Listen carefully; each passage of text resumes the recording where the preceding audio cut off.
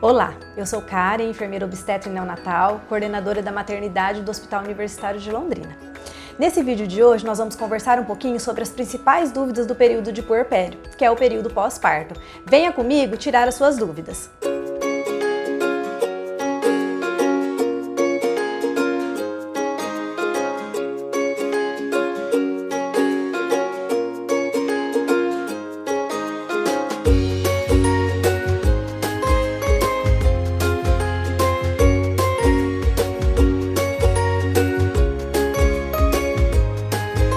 Para a gente conversar um pouquinho sobre o puerpério, eu vou explicar para vocês o que é esse período de puerpério, né? O puerpério é o período que acontece logo após o parto.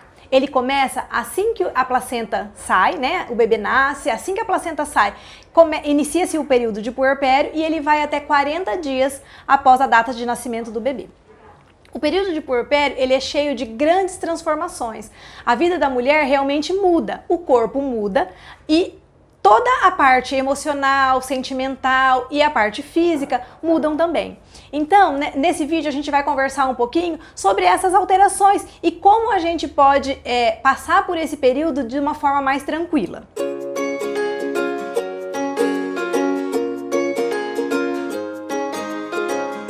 As mamas, antes da gestação, antes da gravidez, ela é tida para a mulher como um órgão sexual.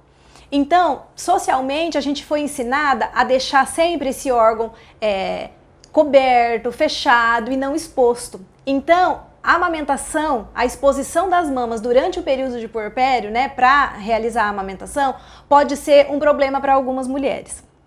Até porque a sociedade ainda tem um tabu muito grande com a amamentação em público, por exemplo.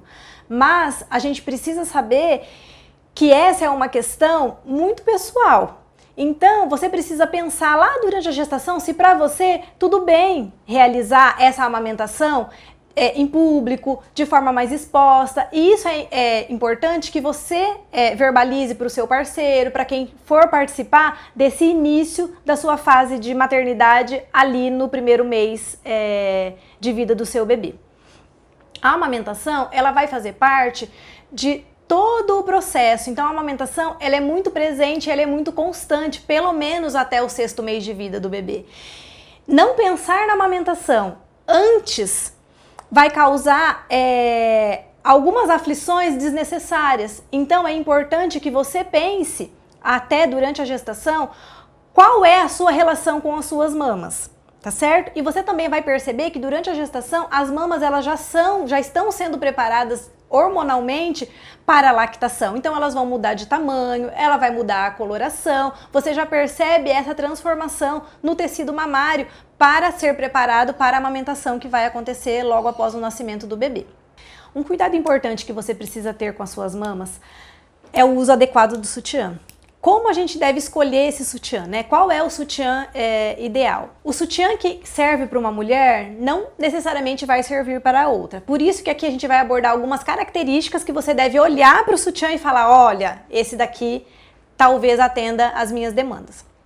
A primeira coisa, deve ser um sutiã que vai dar sustentação para suas mamas. Então, se você tem uma mama muito volumosa ou se sua mama ficou volumosa e pesada durante a gestação, você deve escolher um sutiã de alças largas. Tá certo? E ele também deve ser largo nessa parte lateral aqui das costas, para que seja confortável, porque você vai usar o sutiã praticamente durante as 24 horas, porque essas mamas precisam estar sustentadas durante 24 horas. Os sutiãs de aro, eles devem ser evitados, porque eles são mais desconfortáveis e eles podem comprimir algumas partes das mamas, que pode causar obstrução de ductos. Então, você deve escolher um sutiã de tamanho adequado para suas mamas, para suas novas mamas, né? Porque elas aumentaram de tamanho muito provavelmente, que tenha sustentação, que seja confortável e de preferência que ele não tenha aro e que ele nem tenha bojo, tá? Para facilitar a higienização, para facilitar a ventilação das suas mamas. Uma outra dúvida das mulheres é como ela deve fazer a higiene das mamas, né? Se ela precisa fazer uma limpeza toda vez que o bebê vai mamar. E na verdade não precisa. Você deve fazer a higiene das mamas e a limpeza das mamas sempre quando você for tomar banho. De preferência, sem o uso de sabonete, sem o uso depois de hidratantes. O ideal é que você simplesmente faça a lavagem das mamas apenas em água corrente. E essa água pode ser da temperatura que você estiver tomando banho. Então, a temperatura que for confortável para o seu banho é a temperatura ideal para que você faça a lavagem e a limpeza das suas mamas. O uso dos absorventes de mama também é um assunto bastante controverso do período de puerpério. Algumas mulheres optam pelo seu uso para não deixar com que molhe o sutiã e molhe a roupa, quando às vezes você está amamentando o bebê em um peito e o leite acaba vazando da outra mama. Esse vazar o leite da outra mama é normal, pode acontecer, é esperado que aconteça, mas algumas mulheres se incomodam com o sutiã molhado ou até com a roupa molhada se estiver fora de casa. Então, o que você pode usar no lugar do absorvente de mama? Você pode usar uma toalhinha de boca do bebê, que você vai, por exemplo, amamentar na mama esquerda, você coloca ela ali entre a mama e o sutiã na mama direita para coletar esse leite, para absorver esse leite que vai vazar da outra mama, tá? Por quê? Porque os absorventes de peito, eles costumam ter uma parte plástica e aí ele abafa o seu peito. E vamos pensar, o leite, ele é rico em gordura, ele é rico em açúcares, então ele é uma fonte de alimento para fungos e bactérias.